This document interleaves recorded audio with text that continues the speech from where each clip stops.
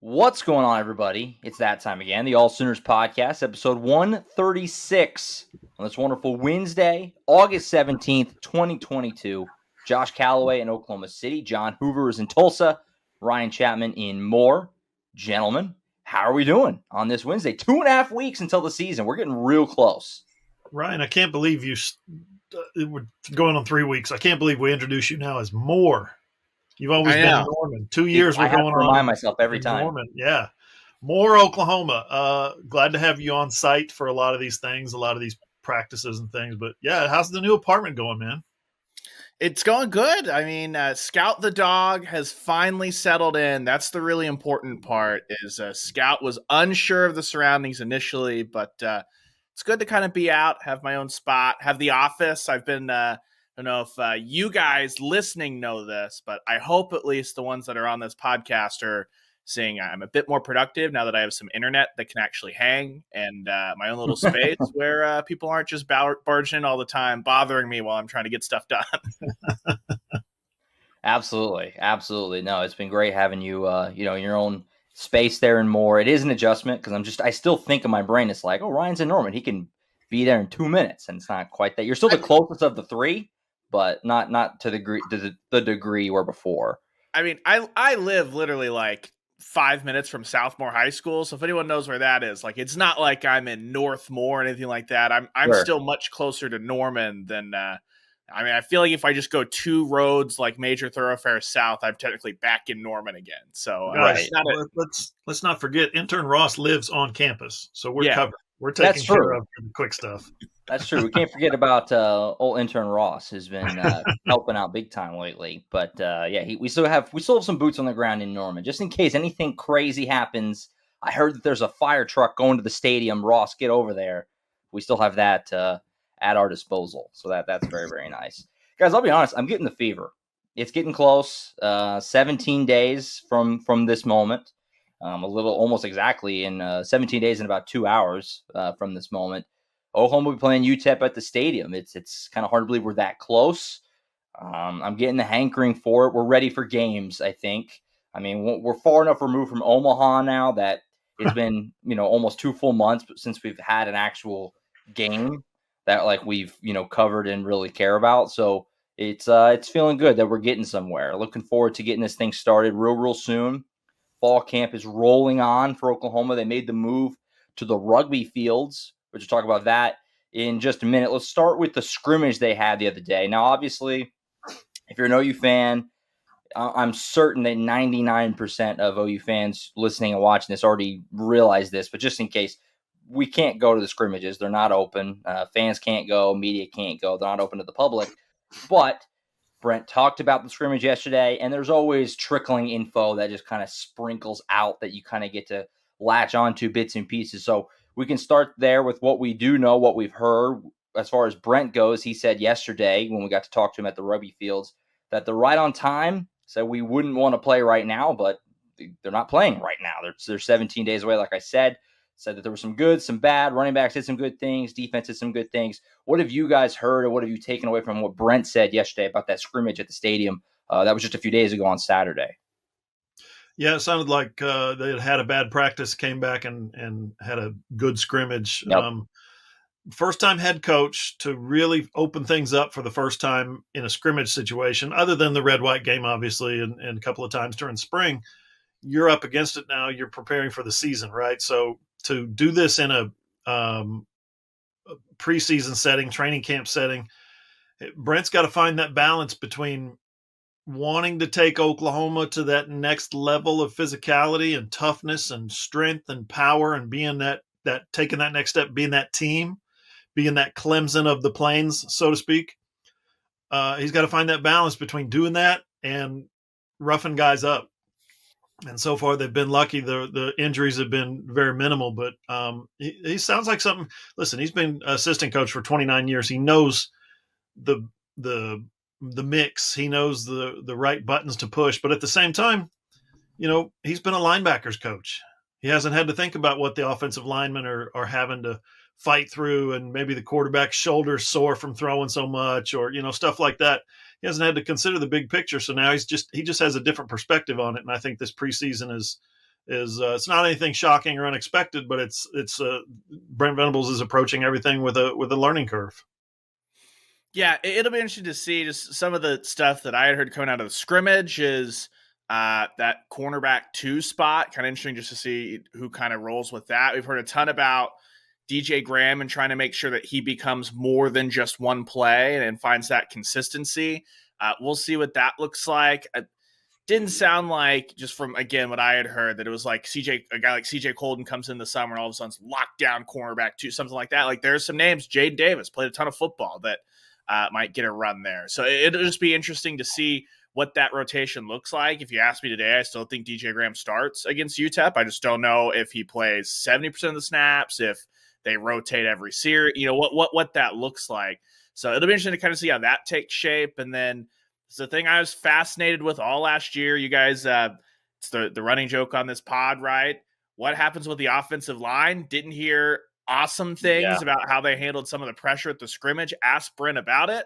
And Brent gave simultaneously an answer that should make Oklahoma fans really good about the offensive line yesterday, and then wonder if Anton Harrison still exists. I don't know what was happening there. Yeah. It was just really, really puzzling how Britt talked about having 9 guys they feel great about, and he starts running down them. He includes both true freshmen, Jake Taylor and Jacob Sexton, talks about Tyler Guyton doing this, being great all the way. Wanye Morris coming along, and then just doesn't mention Anton Harrison at the tackles, which flies in the face of everything we know based off of the fact that Anton Harrison represented the team at OU, like local media day. Bill Bedenbose talked like very excited for him to finally be kind of mentally matured there, playing as a young guy. Don't think it means anything. I think it was probably just Brent running down stuff and Anton Harrison just being the nailed on left tackle and not thinking about it. But it's just interesting that he was omitted from that kind of conversation yesterday. I thought that was more of endemic of, well, of course that's his position. We don't have to talk about him. We're going to talk about these other guys where there's actually competition at these other positions. That's the way I took it. I think Anton Harrison has got it locked down, and I'll sit right here on the podcast. I'll say it. I'll be shocked if he doesn't. Agreed. Yeah, I that was certainly something that, it raised my eyebrows, because it seemed like he was running through the list, and I kept waiting for Anton Harrison. It never happened. So it could be very much what Hoove just said, which is, he's a given, or it could be he made a point to kind of, I wouldn't put it past Brent to leave him out as almost a challenging him type of a thing. You know what I mean? Like he knows that people like us are going to freak out. Like, where's Anton Harrison? And Anton Harrison will see it, and then he'll think, I got to step up. You know what I mean? So I don't know. Interesting. That offensive line is who knows right now. And we'll talk about that probably more here in just a minute. But we do want to get into the big news, I guess, that came out of yesterday in practice. And Brent confirmed it after the fact. TD Roof is out, likely for the season. This is obviously, it's a position of depth. Linebacker, obviously. TD Roof, this guy comes over. He's been at all these different places. I think we all thought he had a chance to be an impact player. We weren't sure how much, but we won't get to see it. He misses the season with a bicep injury. He wasn't out of practice. He had a sling, and then Brent said afterward that's likely season ending. How big a deal is this, I guess, for lack of a better way to put that? Is this, obviously you feel bad for him, what could be his last year of football. He just lost it playing for his dad. But TD Roof is out. This is I think somewhat, noteworthy loss here for Oklahoma. Definitely noteworthy, for the simple fact that he's an experienced guy who's played decent amount of snaps at 3 different schools, Georgia Tech, Indiana, and App State. He's been renowned as a solid, not going to get you beat, playmaker, sideline to sideline, effort guy, coach's kid, high IQ, all that stuff. He was at very least going to be one of those special team psychos, that 5'11", 206 pounds, goes out there and just wrecks somebody's special teams plan. That was going to be his probably least amount of his contributions. But I think he was a super steady guy to put in behind Deshaun White, another guy that could rotate in that position where David Agwebu plays as well. We heard David Agwebu started at probably what would we call it, the Sam linebacker, or the Will linebacker at one of the 2 linebacker spots. So I think he was going to be a guy that they were going to rely on just because of his coaching. Dad knows what's going on, knows the system, knows a lot about college football. He's not going to be a guy that was going to be a dramatic step off for either of the two starters. So yeah, and it's heartbreaking too. He told us in the spring, guys, that he was not really sure what he wanted to do college football wise in 2022. Was he going to stay at App State? Was he going to go into coaching? He didn't know. He wasn't 100% sold. And then Brent Venables called and said, will you please come play for us at Oklahoma? He said it was a no-brainer. So getting a chance to play with his dad, for his dad, at the linebacker spot, it's heartbreaking that he's not going to get to play. They're going to look at all the options and hopefully he gets a medical red shirt if that's what he wants. If he wants to start his coaching career, then he's probably already on staff as an unpaid student assistant or GA or something like that. But yeah, you would like to have seen him get that 1 year, and maybe next year he gets the COVID year. Remember, he gets that do-over. So he could be a 7th-year senior. He could be one of those rare guys. Yeah, it sounds like this was really recent too, because when Brent was asked that follow-up of what's the plan, medical red shirt, what is that? He basically said, don't want to make a decision right this second because emotions are running high. Give it a couple of days, and then we'll lay out all the options for him. So it sounds like that was a take a week, decompress, digest this, and then, yeah, I mean, you have to believe all those pathways are there. It seems like a no-brainer for a medical red shirt since we're not into a game at all if he wants it. If he wants to be a GA, he's obviously got the lineage there with his dad. But, yeah, like you said, rotating him behind Deshaun White, because everything we've heard is that it's Stutzman v. Iguebu for that other inside linebacker spot. But again, something that we haven't really talked about a ton, there are going to be times this year where this Oklahoma offense is running at a lightning pace and there's a mistake on first down. They get behind the chains. It's a very fast 3 and out. It's just going to happen, right? That's the other side of playing with this tempo. Having a guy like TD Roof that you knew, hey, if Deshaun White had come over and say the defense, it's a bad rut of complimentary football, the defense had been on the field for 2 straight 10-play drives and the offense stubs their toe 2 straight times, you weren't going to feel bad about throwing TD Roof out there for a drive or a couple of plays. Just say, Deshaun, come over here, breathe. We'll get you back in there. We're trying to kind of recoup this. Now, all of a sudden, you're looking down the depth chart. Is it one of the true freshmen that we've talked a ton about? Is it a Shane Witter? What does that look like as far as just steady hands behind one of your most experienced returners in Deshaun White? Yeah, you're right. Could be more opportunities for a Jaron Kanek or a Kobe McKenzie, somebody like that, Kip Lewis. What could complicate his future in terms of appealing for a medical hardship is, I think the rule is, unless they've amended it, I think the rule is that you can't get a 6th year, what was previously a 6th year, what for him would be a 7th year, medical hardship waiver. You can't get one if you chose earlier in your career to just redshirt. So think about it. He played at Georgia Tech, then he played at Indiana. Then he transferred at App State and sat out and redshirted that first year at Appalachian State. So then he played 2 years, then he transferred again to Oklahoma. So he's eligible grad-wise, grad transfer-wise, all that stuff.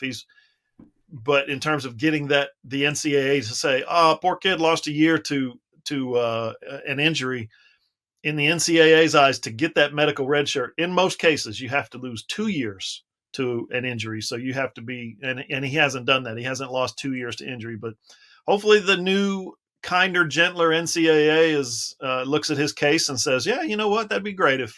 Be a nice story for this young man to play linebacker at Oklahoma for his dad. That would be something the NCAA you would put on their doorstep and say, hey, help us out here, would you?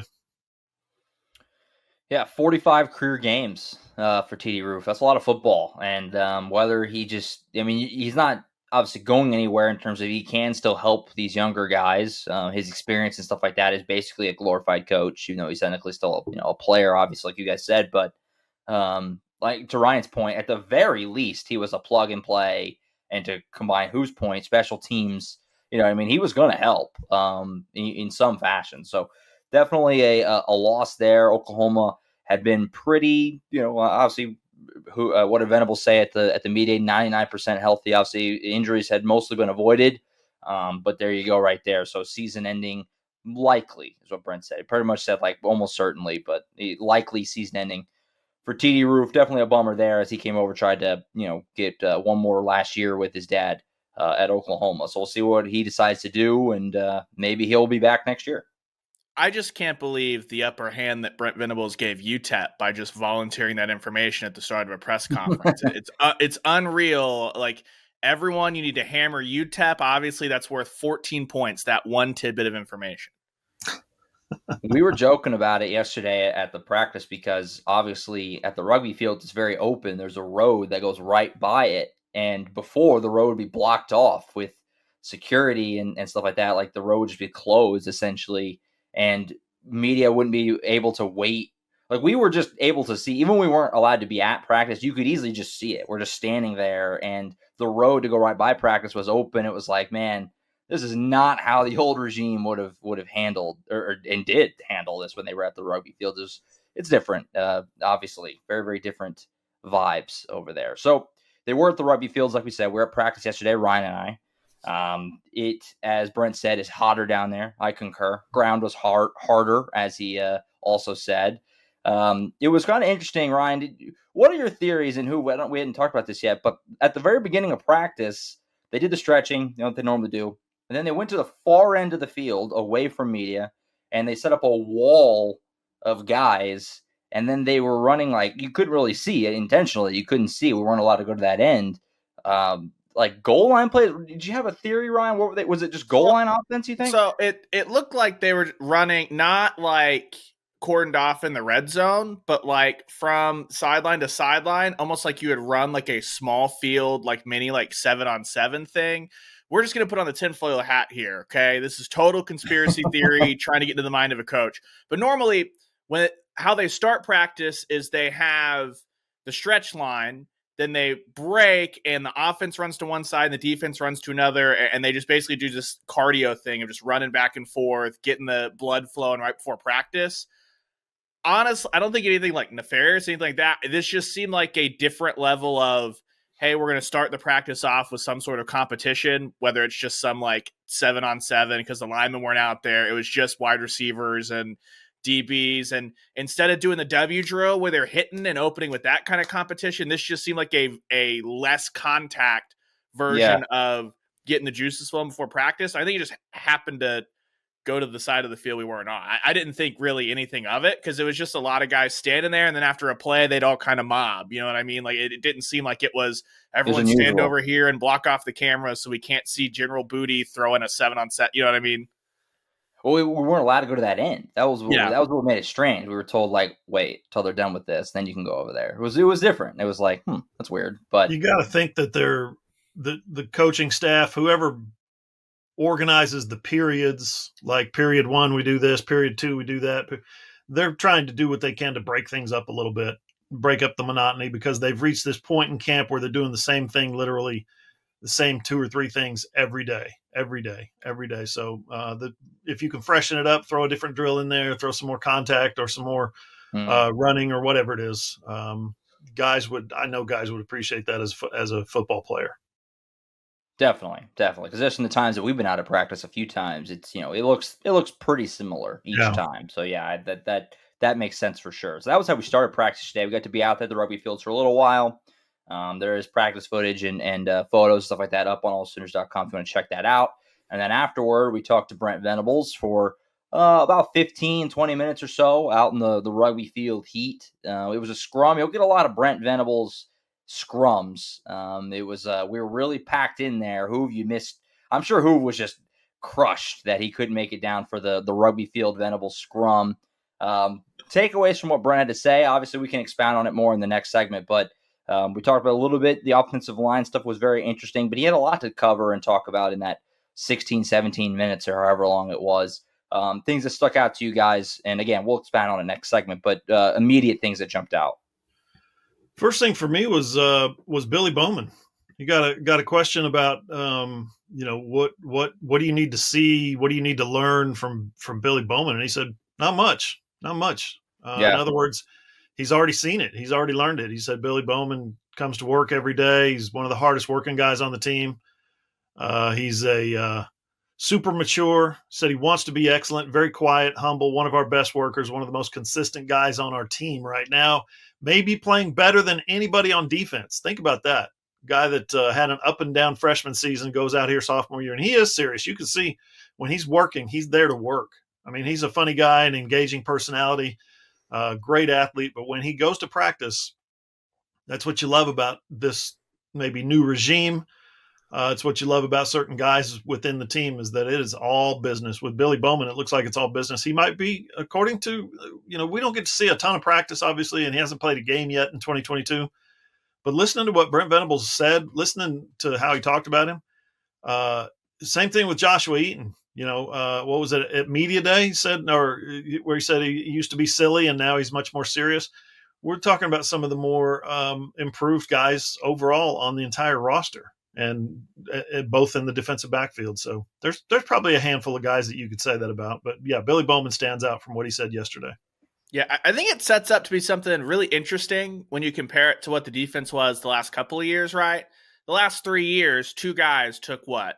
When they were healthy, 95% of those snaps in Delarian Turner-Yell and Pat Fields. And we don't know what the depth is going to look like behind a Key Lawrence and a Billy Bowman, who feel like are going to be your starting safeties.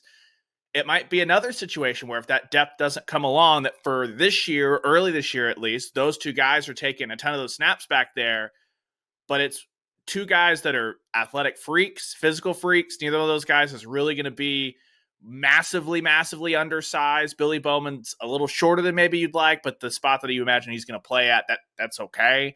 When you pair in his just intangibles, it's an upgrade over Pat Fields, just because that's the kind of athlete Billy Bowman is. So it's just going to be a very different look on the back end of Oklahoma's defense as far as what kind of difference makers those guys can be. And I'm really fascinated to see, because again, like Brent Venables has told us or tried to tell us multiple times that he is by generally a glass half empty kind of guy when he's thinking about the big picture, and that he's not going to he's made it a point to be like, guys, I'm not going to pump up somebody to you just to pump them up. Almost as a, please believe me when I tell you that I see these things about Billy Bowman. This is not just your normal coach building up the young guys. So all that remains to be seen. It'll have to be backed up on the field, but just what Brent Venables, I feel like a coach doesn't go out of his way this many times to say, I'm not pumping people up just to pump people up, unless he knows, especially someone like Brent, who was forthcoming at the very beginning of this scrum, basically saying, like you said earlier, that we had a bad practice. You know what I mean? Like, that was a guy that was more than willing to put that out there and say, but we rebounded, we responded. Something that stands out to me about the way Brent reveals information or peels back the curtain a little bit is back in 2006, Curtis Lofton's sophomore year, I believe, we were asking, hey, how fast is Curtis Lofton coming to the depth chart? How fast is he rising? How fast? And at some point, Brent basically talked us down and said, well, go ask Curtis. He's out there standing. You can go look at the noodles from lunch that he had out there on the field. He's trying to get back in shape. He's trying to work himself. He's basically going out there and throwing up every day in practice. He's trying so hard. And it was a little bit shocking. It was like, really? He's out there throwing up? He said, yeah, go out there and look at his noodles. There's a pile of noodles. And it's like, gross. But the point he was making was he's not ready for prime time yet. And then 2007 comes out and he's a unanimous All-American. So he will talk a guy up when he's ready, and he will talk a guy into becoming ready really quick. Like yesterday, he talked about Reggie Grimes and Ethan Downs, a couple of defensive ends who are just, psycho effort leaders. They've got, and I say that in a good way, right? Great leaders, great teammates, guys love them. And what Brent Venables said was, he said they've got tremendous ceilings. They're guys who care a great deal. They're well respected by their teammates. They show up every day with a workmanlike attitude. He said, we're trying to take them to another place right now. So build them up and then say, yeah, but they're not there yet. They're not quite where we want them. We got more to do with them. So I love the way he describes his players and gives frank and honest dissertations on their standing right now. And he essentially did that with the whole team right at the very beginning when he said, we're on time, but we're not ready. We're not ready to play games yet. So, but yeah, right now playing maybe better than anybody on defense, hard to single one person out. That's what he said about Billy Bowman. Just give me all the Billy Bowman stock. I was already in, and I'm just more in. This guy is he's poised to be big time. I'm excited to see what he looks like on the field for real in just a little over 2 weeks. All right, we'll take a time out here. We'll come back. We'll keep talking about what Brent had to say yesterday, some other players that he highlighted as having big fall camps. We'll also talk about the AP poll. Woo, preseason polls are out. We'll talk about that next on the AllSooners podcast. On Twitter, you can follow AllSooners at @all_Sooners. Ryan's at Radios Ryan. Hoover's at John E. Hoover. I'm at Josh M. Callaway. Our website is allsooners.com. We're a Fan Nation affiliate, part of the Sports Illustrated Network. All right, segment 2, like we said, we were at practice yesterday. Got to hear from Brent Venables afterward for a little bit over at the OU Rugby Fields. One little injury disclaimer. Jalen Redmond was back out there. We talked about that a little bit last week. Had the slight concussion. I think it was how Brent Venables worded it. He is back out there in action, which is what you expected. Didn't think he was going to miss a ton of time, but good for OU fans, obviously, to hear that he was back out there, pads popping, and all that good stuff. Certainly an important player for Oklahoma. Another important player for Oklahoma is Marcus Major, who is seemingly, right in the thick of it to get that running back 2 spot.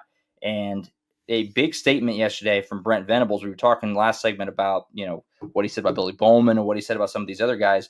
Wanted to get what he said about Marcus Major in there too. He said he's having his best couple of weeks since we've been here. Said he's looking great. And I concur with what we've seen in practice. He looks the part. He looks fit and strong and athletic, all that. And Brent Venables concurs. So it seems like, based off what we've heard from DeMarco Murray, talking about, the running back room, and these comments from Brent, it's pretty much between Major and maybe Sawchuk and Barnes, kind of splitting that up as far as who's going to get the bulk of the carries after Eric Gray. But big comments, obviously, for Marcus Major.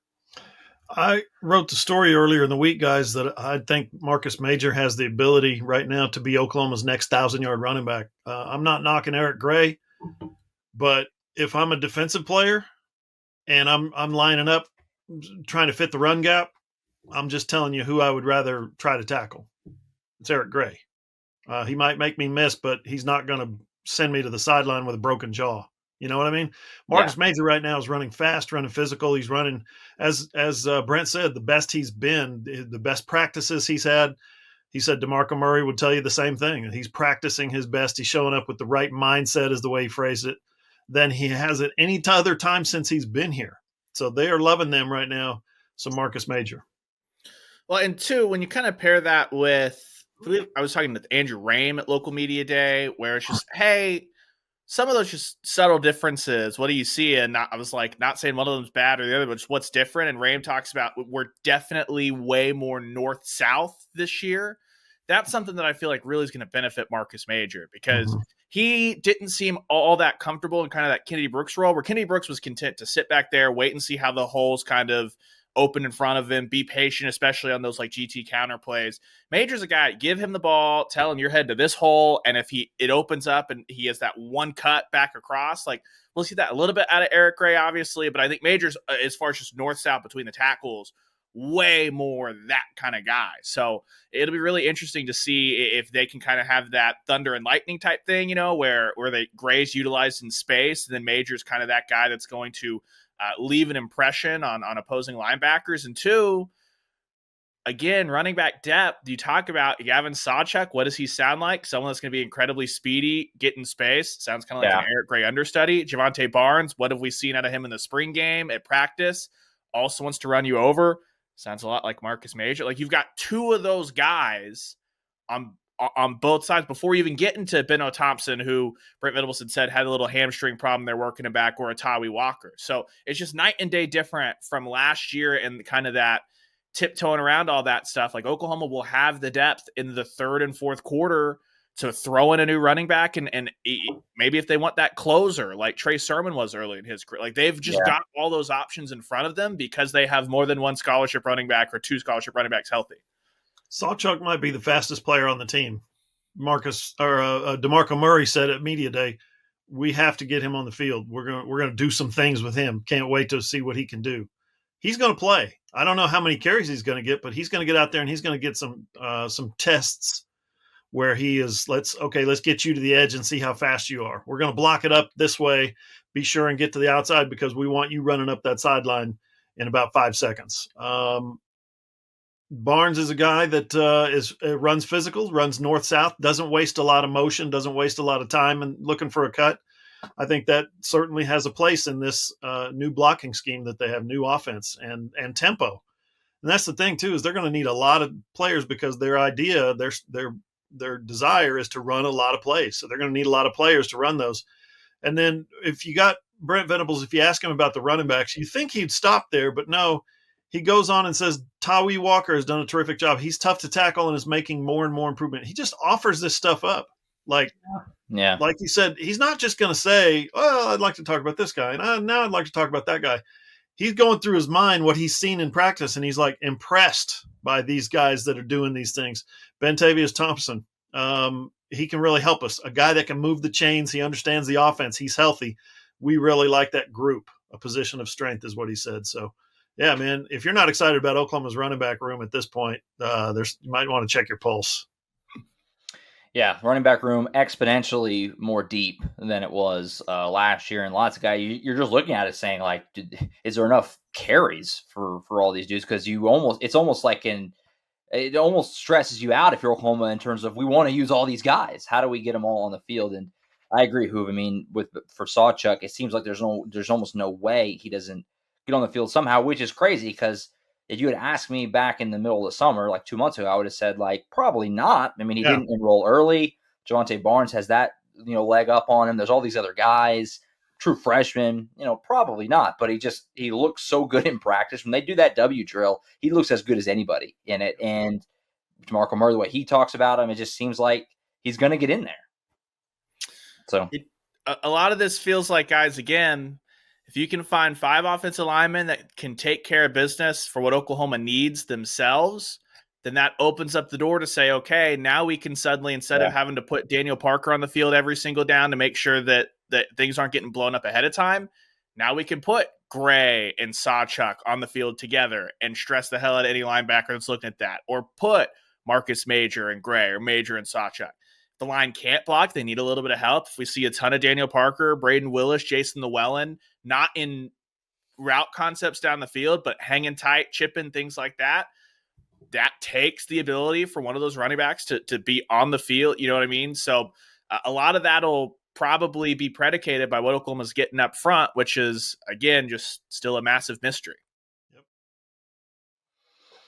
Absolutely. So it's going to be fun to see how that all shakes out. Other news and notes from Brent Venables yesterday. Backup quarterback is still in flux. Said that they're still trying to figure that out. Basically, I think it's kind of how he worded it. We don't really know which way we're leaning on that. I still think probably Davis Bevel wins that job, but it seems like General Booty's making a push for it. And I will say that Ralph Rucker seems to be not in a great position to make or rent the job. He hasn't been at practice, and we were speculating potentially that's a walk-on thing. You know what I mean? As far as how many practice you can do when you're a walk-on player as opposed to scholarship, stuff like that, because he wasn't out there at all yesterday. So I don't know where he fits into the hierarchy of that, but you feel like Bevel and Booty are probably your biggest candidates to back up Dylan Gabriel. He also has been non-committal on the kicker battle. Zach Schmidt or Gavin Marshall. I would guess Zach Schmidt, but I don't know. I mean, Brian had said both guys are doing a good job. What did he say, Ryan? He said they both were kicking from 62 and missed it off the crossbar, and then Marshall missed it just a little bit shorter or something. Basically, what he said is at the scrimmage, they both lined him up at 62. Schmidt, they both nailed it as far as it was tracking dead through the uprights. They both missed the field goal, and he said Schmidt missed it by inches. Marshall missed it by a couple of yards. So it sounds like in that one-off that we were given, Schmidt had the bigger leg. They're both accurate. Just don't expect it to be the Lincoln Riley offense of if we cross the 50, we are more than happy to roll Gabe Burkich out there, burrito or no burrito. Hey, you need to be able to kick it through the 2 yellow poles at the end of the field. That's the main thing, as Gabe Burkich has found out yet again, released yesterday by the Packers. You can kick it a mile, and you can do those crazy 62-yarders from time to time, like at the end of a half or something like that. But you need somebody that's going to go out there and run it and be consistent. And did Hang Time get some? Did Brent say Hang Time is getting some run at kicker, or was he just talking about him at punter? I think he was just talking about that he's been very consistent in the punt game. Okay. And then he's like, and then turn the page to the kick game. Okay.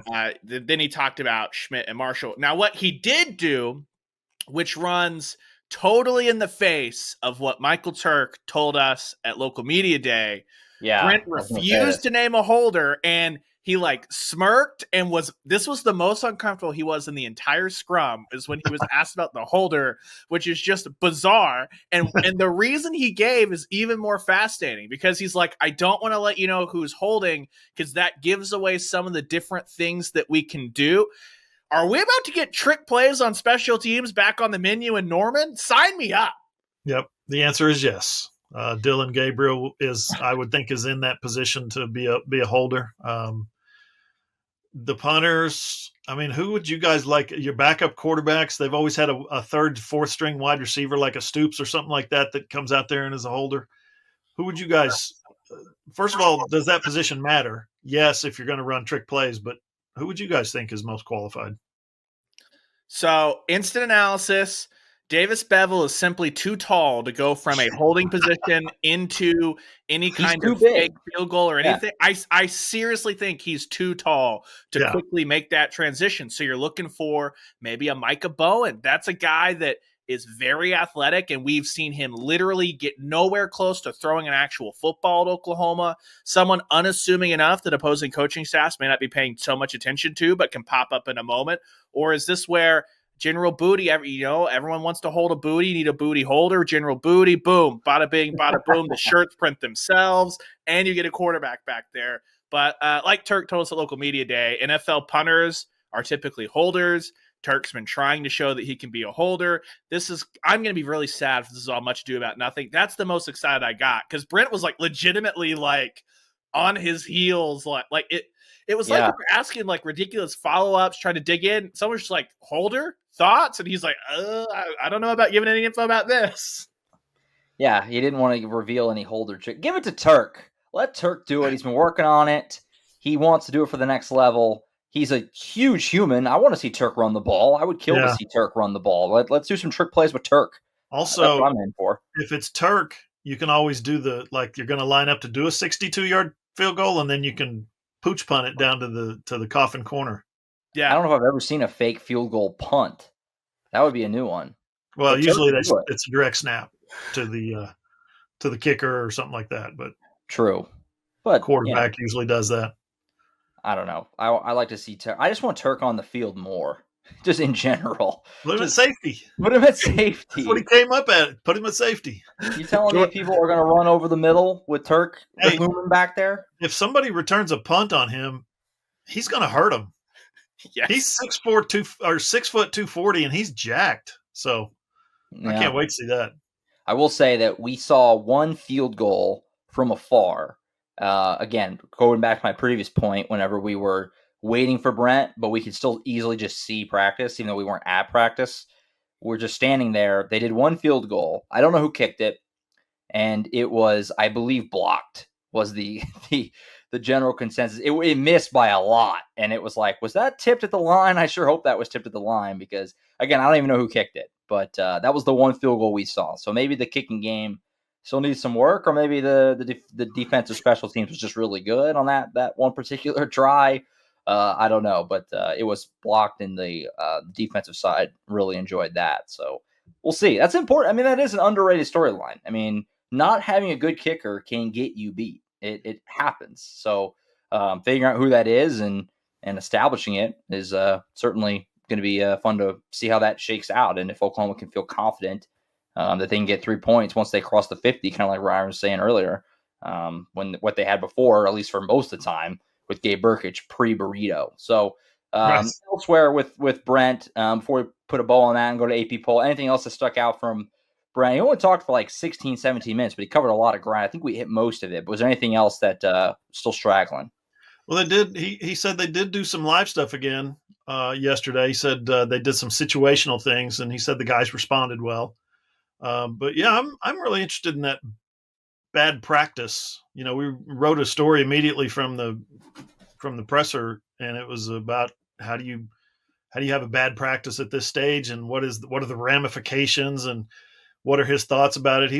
He sounded really disappointed, and I heard somebody say today, you don't throw your coaching staff under the bus like that. Well, no, that's actually a tactic. As you say, you come out and say, yeah, guys had a bad practice today. The coaching staff as well, all of us, we had a bad practice today. You throw the players under the bus first, and then you follow in with the coaching staff, and then you jump in on top of them, and you're the one that's on top getting run over by the tires. All of us had a bad practice today. It's a pretty solid strategy. But the way he phrased it was, we bounced back and we had two good practices right after that. I'm really pleased with the way the guys refocused and took care of their business. So I don't think that's to be unexpected at this stage. Everybody's tired. Everybody's grinding. The monotony has caught up with everybody. Even though you change venues and go from the practice fields outside of the Barry Switzer Center to the rugby fields down at the Lloyd Noble, guys are still, they're sore. Nobody's body feels normal anymore. Everybody's tired. Everybody's tired from lack of sleep or broken sleep, whatever it is. And the heat, of course, 104 degrees every day for a week, that stuff catches up with you. So the fact that they came back and bounced back and had what he called a couple of good practices, I think that would be encouraging. Yeah. And I think that, like, you go to Georgia or Alabama last year, right? Two teams that played for the national title, guarantee you that neither Kirby Smart or Nick Saban's telling you that they had 100% good practices.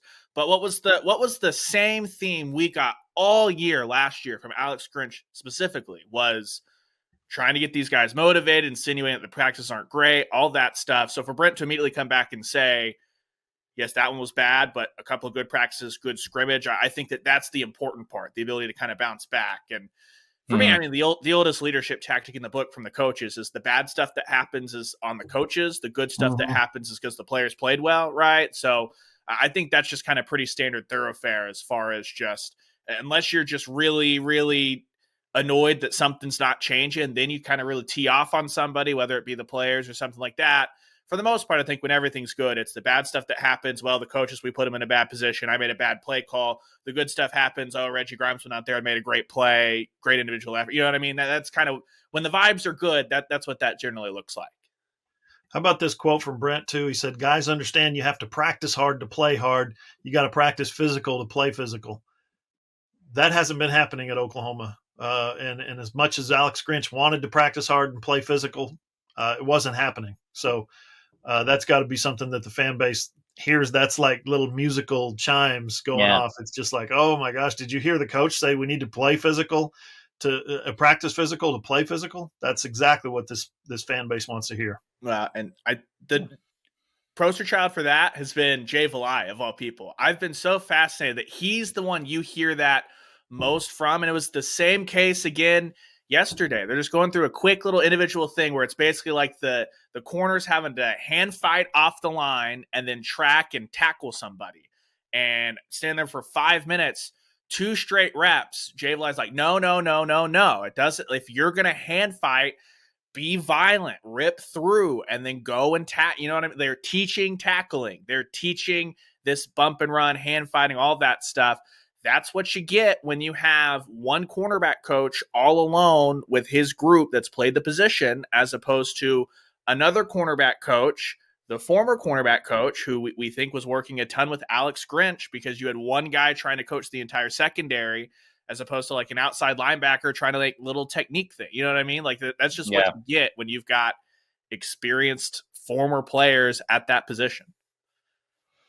Yeah, then ties in practice physical to play physical, ties into what Brent said yesterday about, I played in about half of the national championships in the last 20 years. So I see the blueprint. We know what we need to do to be there. So definitely to whose point, that'll get OU fans juiced up. By the way, almost on cue to us talking about Gavin Sawchuk and we were talking about how he's fastest guy on the team and stuff like that. OU football tweets out Gentry Williams, fastest player in practice last 2 days, 21.5 miles per hour.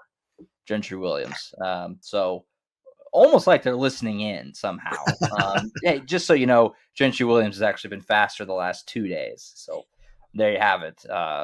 Gentry's going to be fun. I don't know if this year, but down the road, he's going to be fun. You got to get him punt returns and stuff. I mean, you can't have a guy that fast not have the ball in some capacity. Again, not saying this year, but some point down the road for sure.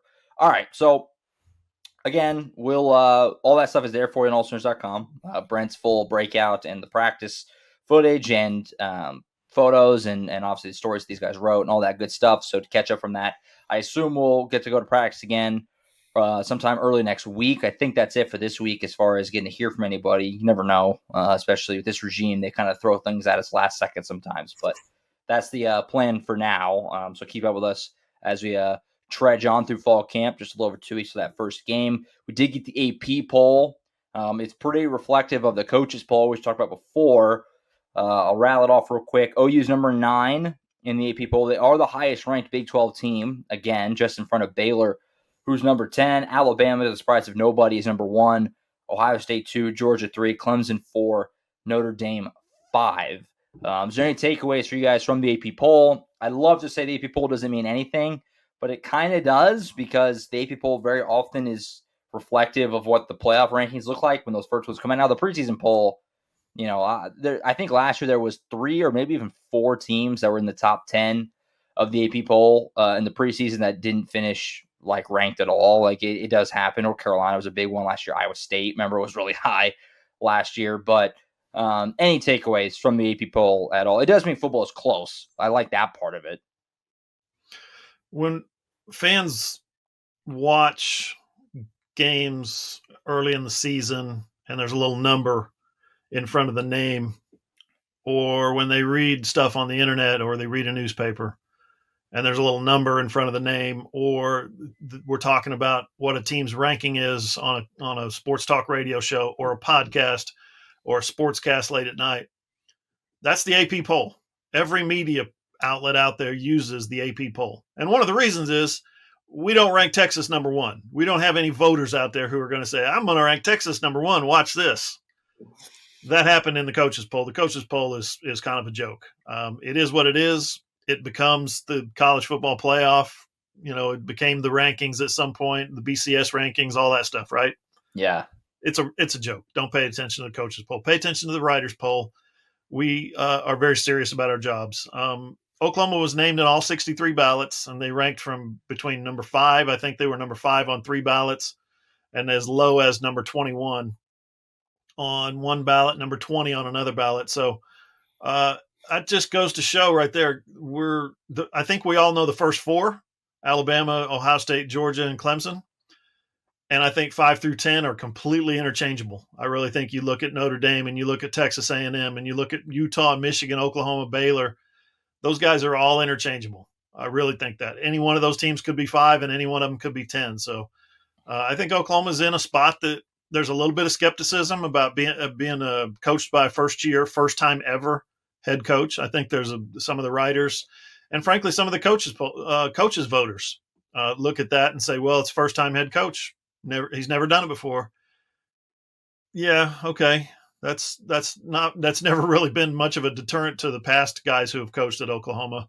They've come out guns a-blazing, basically. So I think 9 is about right, but I think 4, 5, 6 is also attainable as the season progresses. I think oddly enough, it's almost a rubber stamp on like the recognition of what Brent Venables' resume was before taking over as the head coach. Because when you look at it, I was thinking about this yesterday, as much uncertainty or whatever you want to call it was when Lincoln Riley was taking over, he was taking over a roster that was almost exactly the same from the year before.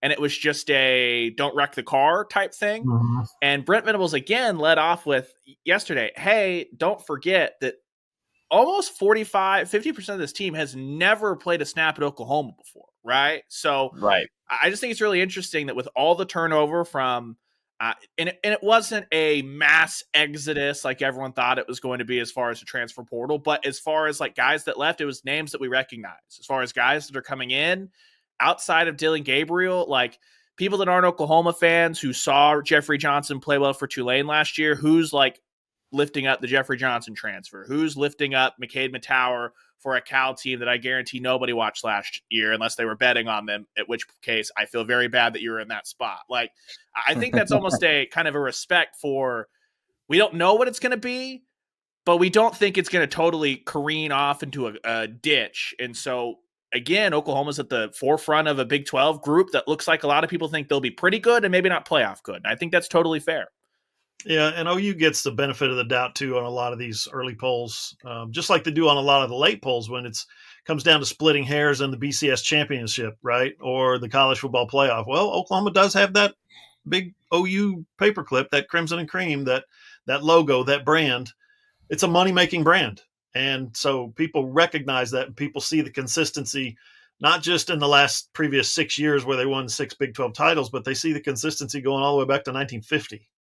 Pre-Fonzie, right? I mean, come on. That's incredible that Oklahoma has won more games, been ranked number one, all the stuff that they've done over the decades and generations resonates when you say, okay, give me your top 25. Well, Oklahoma's going to be in there somewhere. Yeah, they're one of, I think, 5 or 6, 7 schools right now that made it onto every ballot. Maybe there's a few more, might be 9. That made it onto every ballot, but that's the brand of Oklahoma. So that it's taken generations to build it, but yet here we are starting 2022. We have no idea how good this team could be. There are 5 games on this schedule that you look at it. Any one of those 5 games could go either way, win or loss. Yeah. I'm not saying they're going to lose 5 games. I'm saying there are 5 teams that they could possibly lose to at some point this season. They could go 11-1 and lose to any of those 5 teams, or they could go lose 3 or 4 games. That would be insane, but that's what this Oklahoma team is. We just don't know. Yeah, I think the AP poll just reinforced what we already knew, which is that the downfall of Oklahoma was hilariously over-exaggerated. They're still the highest ranked Big 12 team in both polls. They're still the betting favorite to win the Big 12. They're still one of the 6 or 7 highest betting favorites to win the national championship. Dylan Gabriel is one of the 6 or 7 betting favorites, for the Heisman. I mean, the idea that Oklahoma, and if you guys remember, those way too early top 25s in the spring, some had Oklahoma not ranked at all. Yeah, you remember the Athletic and some of these other places. So that stuff, it just looks sillier as we peel away from it. It just seems sillier and sillier. Oklahoma's not falling off a cliff, and we never thought that. I mean, people who pay attention, I don't think ever thought that nationally it was this mass exodus from Oklahoma. It was never that bad. It was really more the draft was much more damaging than anybody, and that was going to happen anyway, whether Lincoln Riley was still in Oklahoma or not, obviously. So, but yeah, Oklahoma's still the team to beat, I think, in most people's eyes in the Big 12. They weren't picked one in the preseason poll. That was Baylor, who was number 10. Oklahoma State is number 12. That's it for ranked teams in the Big 12. Texas just missed. They're right on the outside looking in. Kansas State got votes as well. Also, shout out Nebraska, I think, got 1 vote. So shout out to whoever voted for Nebraska. Maybe a few wins, and they can sneak their way into making that a ranked matchup on September 17th. They have that week 0 game in Ireland, which I'm going to watch because it's just like, what is that going to be like? But yeah, so there you have it. AP poll's out. It's about that time. Obviously, OU fans are very interested in the 2 USCs. USC is 14, South Carolina also in the just receiving votes. So obviously 2 teams that are going to be fun to keep an eye on for obvious reasons this season. Any last thoughts on AP poll? Or are we done with that? If USC goes 6-6, it's going to be 2 games better than they did last year. They're going to make a bowl, and everybody's going to call Lincoln Riley a complete clown for going 6-6 with that roster. I mean, they're in almost a no-win situation. They have to go 8-4 or better, and 8-4 at USC still not that good. If you're USC, you're not supposed to go 8-4. You're supposed to go 10-2 minimum every year, and so he's got to do a complete 180 just to get to 8-4. I'm not buying it. And then Texas, come on, they lost 2 more starters this week for the season. They were ranked in the coaches poll. They were ranked like 16. No, they were 20. They were in the 20s in the coaches poll. I just can't buy Texas. I think Texas is going to have a rough season. Yeah, I mean, it went from. We talk with Matt Galatson, who does Longhorns Country with Fan Nation, talking to him at just kind of some of the recruiting camps, and then again at Big 12 Media Day. The expectations, 2 of those true freshmen are probably going to come in and take jobs on the offensive line, and they might need 3 true freshmen to be starting by the end of the year. That number might start at 3, frankly, with Banks and Campbell, guys like that, which is, again, very talented offensive line class. But just listen to Bill Bedenbaugh. Like, that's not a position that is necessarily beneficial to not redshirt a year. To get out there, especially when you got Alabama week 2, there are offensive linemen that could be mentally lost for the entire season after Will Anderson gets done with them. That's something that's a legitimate risk that Texas had. And Steve Sarkisian straight up said he lost the team last year mentally after the Oklahoma game and that collapse. What if they roll out there in week 2? Not a huge what if, and get beat by 28, get beat by 30. You know what I mean? That's a young team that has already shown they're mentally weak a year ago. Quick correction for you on Bill Bedenbaugh saying Trent Williams needed a redshirt. Trent Williams didn't redshirt. Trent Williams came out as a true freshman and played some, and then after Brandon Braxton broke his leg, Trent Williams became the starter at right tackle. So Trent Williams was that guy from an early age, and now he's, 12, 13 years into his NFL career. He's still that guy. Well, give Bill the out if he's like, by the way, that's one guy I didn't coach. He's like, that's what I'm pretty sure. Just ask one of the old timers like me, right? That Texas Alabama game, can't wait. What a scene that's going to be in Austin. It's going to be 1,000,000 degrees, 11 a.m. kick in Austin. I'm pumped that OU has a night game that day against Kent State, and so can watch that Alabama Texas game in all its glory at 11 before heading to the stadium. And I'm looking forward to that. College football is getting close. We're very close. We're just 10 days until those week 0 games. Like I said, Nebraska, Northwestern, probably the most interesting of what's not the best slate in the world, but we'll watch it because we're sick in the head and it's the first week. So looking forward to that. OU has a little bit of a flavor because UTEP plays that day too. So it's a little double feature for OU to look ahead on the schedule. UTEP will already have a game under their belt before week 1. So a little scouting there can be done for OU fans. And I'm sure OU and Brent Venables will be watching UTEP. I think they play North Texas. Could be wrong. I'll check that in the break on week 0 next Saturday. All right, we'll take a time out here. We'll come back. Some more stuff to get through. Another big commit for Oklahoma in the state on Saturday. We'll talk about that and some other stuff, wrapping us up next on the AllSooners Podcast. Final segment of the AllSooners Podcast, episode 136 on this Wednesday, August 17th. We're 2 weeks away from our season preview show. So get the predictions ready, guys. Last year was rough. We did not do a good job picking conference champs, and our bold predictions almost were all horribly wrong. And so we have some redemption to do. So start prepping. 2 weeks till we have to start making some picks and start attaching our names to some predictions. Here's a tease. North Carolina will not make their way onto Ryan's preseason predictions in 2022. That took like 2 seconds to age forward because they got their tail kicked by Virginia Tech. Thursday night game too. Yeah, they got smoked by Virginia Tech like the next day. It was like, okay. Gave up like 700 yards passing. Mac, return of the Mac. He'll let you down last year. We all had some bad ones though. I think I had Perrion Winfrey winning Big 12 Defensive Player of the Year. It happens. You're going to take some chances. It's going to happen. And I'm sure the same thing will happen this time because it's the obvious team. So you were trying to switch it up, like not pick the obvious, but it's the same obvious teams every year in college football. So you're trying to switch it up, but then you just look foolish. So that's just how it goes. But so that's coming up in 2 weeks. Keep an eye out for that. Obviously, that'll be our week 1 and season preview show in just a couple of weeks. Awesome that we're getting games here very, very soon. Looking forward to that, getting the season rolling. We'll start here, the final segment, with recruiting news. We talked about it last week that he was going to commit. It looked like it was going to be at OU, and it was OU. Jacoby Johnson from Mustang, America, Oklahoma, committed to the Sooners on Saturday night. I was there in the building at Bronco Stadium. It was a wild scene. It was like thousands of people came out for this thing. It's kind of like Meet the Broncos season kickoff thing. It was one of the cooler scenes I've seen. Not that I've been at a ton of commitments, but he comes out of this tunnel and he just gets swarmed by like hundreds of like peewee football players, and there's a big crowd. They're all going nuts. It was a really cool scene. Number 6 athlete in 247 Sports Composite in the country. Number 2 player in Oklahoma. Obviously a huge get. I mean, we talked about it last week, but Oklahoma locks down. They get somebody who's going to be a big-time player for them and is, from getting to talk to him just a little bit and the way he addressed the crowd at Mustang and everything, a really mature kid. Lot to like here if you're Oklahoma. Yeah, really, really mature, like you said, and he's been that way for several years.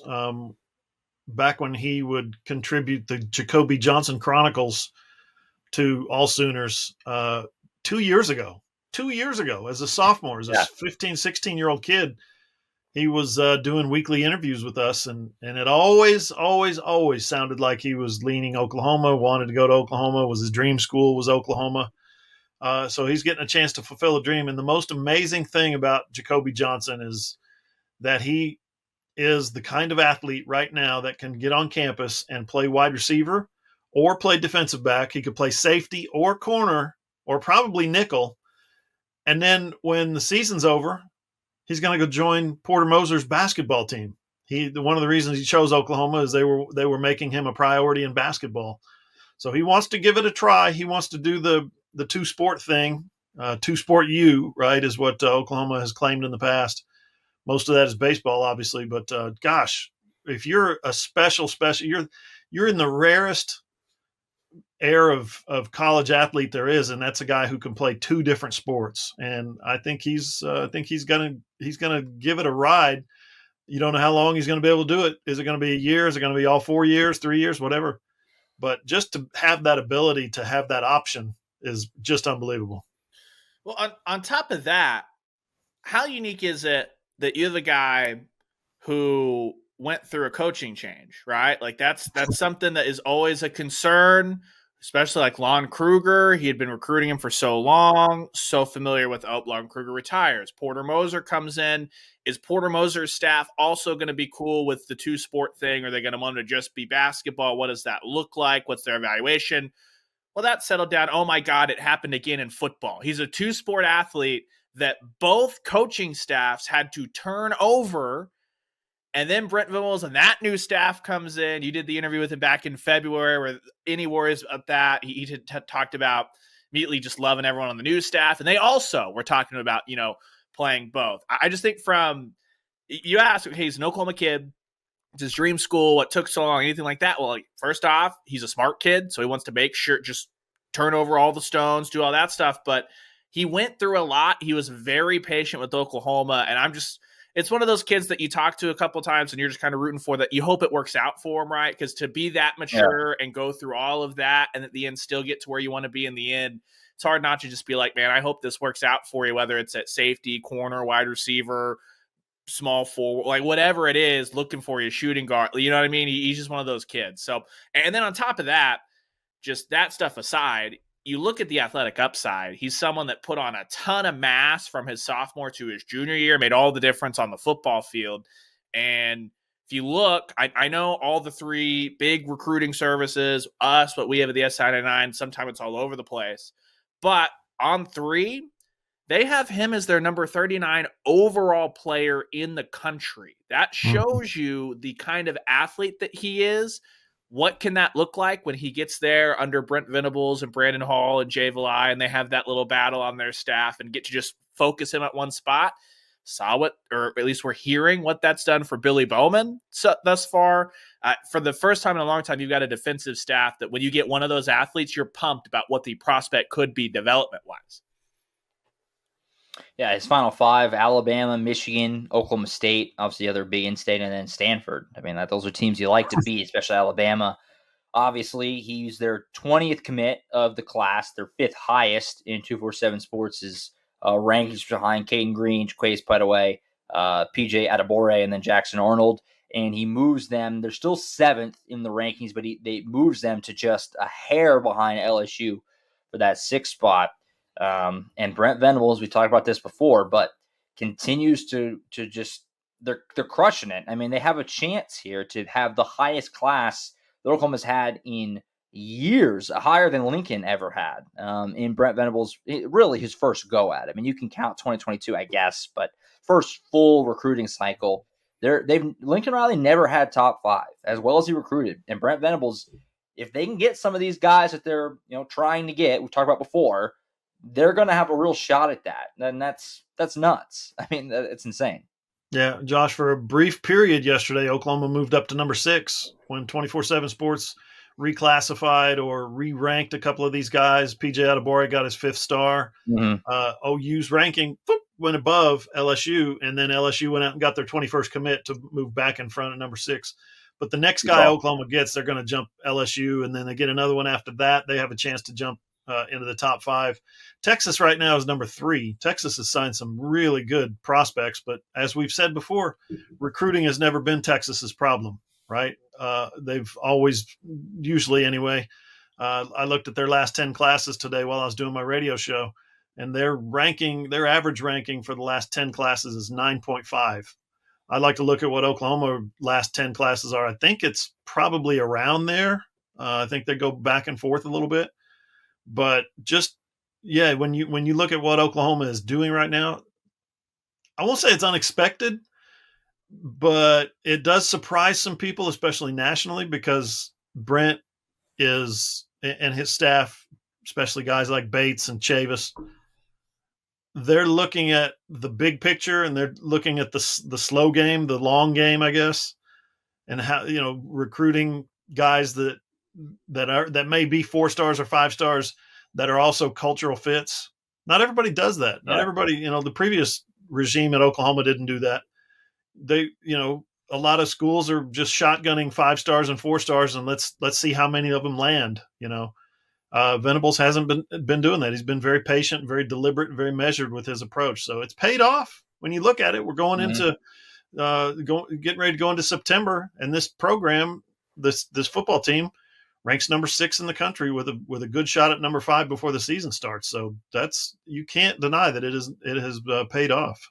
Yeah, and for all the rankings gurus out there, this, but that 20th commit's kind of a landmark moment, because when you're factoring in like the class rank, like the points that are applied to the class, that's a addition of the top 20 guys. So whether you're 20 or you've got 30 guys in your class, right? That's kind of where those individual rankings kind of come from. So anyone that was critical of, what are these 3 stars doing early on? Like recruit by recruit, the stars don't matter as much when it comes to development. But like when you're looking at as the whole, now Oklahoma, for instance, the next guy up, Makari Vickers, if that's an Oklahoma win, then suddenly he takes the place of one of those lower rated 3 stars in the kind of that top 20 ranking. So that's how Oklahoma can start to continue to shoot up, even if LSU continues to get commits, because now you like the guys left on the board are high quality targets for the Sooners. Great point. So yeah, it's rolling. The machine keeps on churning. Big get there for Jacoby Johnson. If you missed any of that, it's there for AllSooners.com as well. Got him for a few minutes after he committed, and you can kind of see what he did coming out of the tunnel and stuff like that. Pretty cool scene out there in Mustang America. They love football out there because it was. We pulled up and I was joking about it with Lee Benson, News 9, and we were like, look how many people are here. It was crazy. It was a scene. Oklahoma loves football, and high school football is very close to being back in Oklahoma very, very soon. It's that time of year. Good stuff. So before we have a little late breaking basketball news. We'll talk about that in just a second. Any last things for football? So we have 2.5 weeks until the season starts. What are questions that we still want to see answered? Obviously, those backup jobs are interesting, but we're 17 days away from them playing games. I mean, we're on the home stretch here. It's kind of wild. Yeah, I'd like to know what they're evaluating, what metrics they're evaluating for backup quarterback, because there's just so much green. There's so much raw that we don't know about. Guys that have never played Division I or guys that have very few Division I snaps.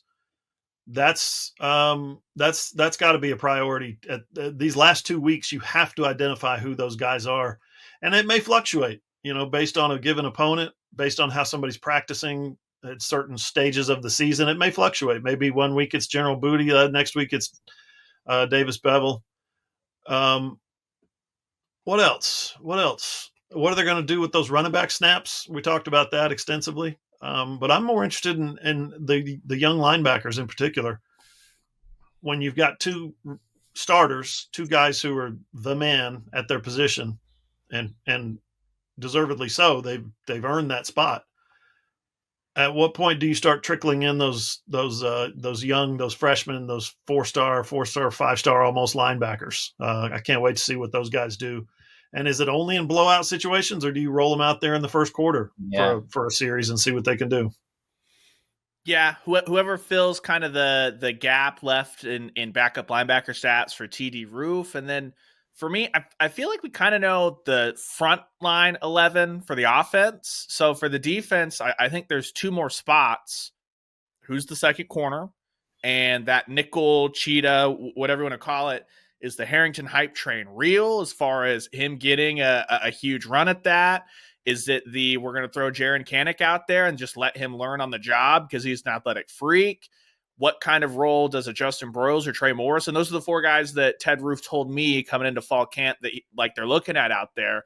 So what does that look like as far as, is it just you get 25% of the snaps, you get 25, is it like that because they need it to be multiple? Or are they just saying, hey, Justin Harrington has this many skills that we need, and we're just going to put him out there and then roll Kanik in when we need more of a linebacker? What does that look like? Because that's a position that is renamed because it's a lot of positions just rolled up into one. Sam would be a Kanik, and then second down, third down, maybe you roll a Harrington out there depending on the distance. My bold prediction for 2022, my first bold prediction is that Justin Harrington's going to hurt someone. Justin Harrington's going to play. I think that is becoming more apparent with each passing week. It's crazy that this week obviously is on the tail end. Next week after that is game week. I mean, we're that close. It's about that time. For any fans interested, a little housekeeping. We found out that at least the plan as of now, it could change, I suppose. But Brent Venables is going to have his weekly press conference Mondays at 11:30. So that goes back to Monday. It was Tuesday for a while with Lincoln. It used to be Monday, moved. Now it's going back to Mondays with Brent, and then we're supposed to get each coordinator after him, Ted Roof and Jeff Lebby. So you can look for that every Monday throughout the season. We'll also get players in the evenings and stuff afterward. But we're getting close. We're getting close to getting started. They announced some new tailgating policies this morning that got people not real thrilled because they want more public room, not more private, but it was some more private sections. We're getting real close. It's the dawn is upon us, and classes start for these guys on Monday. OU's back in session, so I assume we're going to be getting back some evening practices and availabilities. Probably, I assume starting next week if these guys are going to school again. So we're shifting into full blown football mode, and it's pretty exciting. One last thing, I teased it a minute ago. This was late breaking. This is during the show. Per multiple reports, Joe Bamaseal has gotten his waiver, so he's going to be eligible this year. Certainly huge. We talked about this before. Grant Sherfield from Nevada got his waiver. Joe Bamaseal from George Washington needed one as well. Both guys are two-time transfers. That's why they needed a waiver to be eligible. They both have gotten it. That's your backcourt for Oklahoma this year. We always thought he was going to get it, but they were taking so long that it started to become kind of a question of maybe not, but he does get it today from, again, multiple reports. So big win for OU basketball there. They needed him. Quite frankly, if they want to compete in the Big 12 and try to make the tournament this year and all that stuff, they needed him. So obviously a big win for Moser in this roster. It is a big win. The more talent they can get at this stage. He didn't play in Europe, right? He did. He did play in Europe. He was playing without the waiver, which I think goes to show how important or how confident they were that he was going to get it. Yeah, and there's so much new on this team from second-year head coach, so many first-year staffers and transfers that they needed that trip. I would think they're all going to be better off in the fact that they've got two guys coming in who just got the waiver too. That can only help. That can only help this team get to its goal, which is the NCAA tournament. Way more athletic too with Sherfield and Bamaseal, which if you read. Put whatever stock you want into this, but The Athletic does their yearly stuff with all sports, and one of them is always the anonymous coaches dish on Big 12 schools, right? And in the middle of the basketball season last year, the anonymous coach dishes on Oklahoma was like, you can see that Porter's trying to put this system in, but his team is the least athletic team in the Big 12. And that coach kind of wondered aloud if that's something Porter would address in the offseason. He had to fill so many spots, whether it's intentional or not. Oklahoma is going to be a more athletic basketball team this year. We'll see how that translates to the Big 12 grind. Yeah, absolutely. Grant Sherfield can hit threes from Trey Young land, and Joe Bamisile can yam with the best of them. So both these guys are going to be fun to watch this year. Still no schedule. I'm going to keep harping on that. Where is the schedule? It was over a month ago we got it last year. It's crazy that hasn't come out yet. It's blowing my mind. With each passing day, it irks me. It does. It's a stupid thing to get hung up on, but I'm just, where is the schedule? Where is it? It's got to be coming soon, surely. But yeah, basketball season will be here before you know it. Going to be an exciting team, fun team to watch. So that's it for us. AllSooners Podcast, episode 136 in the books. Gentlemen, we're getting close. It's that time. One more week of fall camp, and then it's game week in Norman, America. Looking forward to getting it started. You can catch us next week. We'll be getting out to practice, presume early part of next week, hearing from Brent or some players or coordinator, somebody. We'll break that down. We'll continue to look ahead to the season, which will be just 10 days away by next Wednesday. Pretty crazy. You can catch that show, all the shows on iTunes, Spotify, Google, iHeart, wherever you get your podcasts. If you have an Amazon-enabled device, just say, Alexa, play the AllSooners podcast. It's also posted on our website, allsooners.com. Click on the playlist on your phone, your tablet, or your computer. For Ryan Chapman and John Hoover, I'm Josh Callaway. We'll catch you guys next time.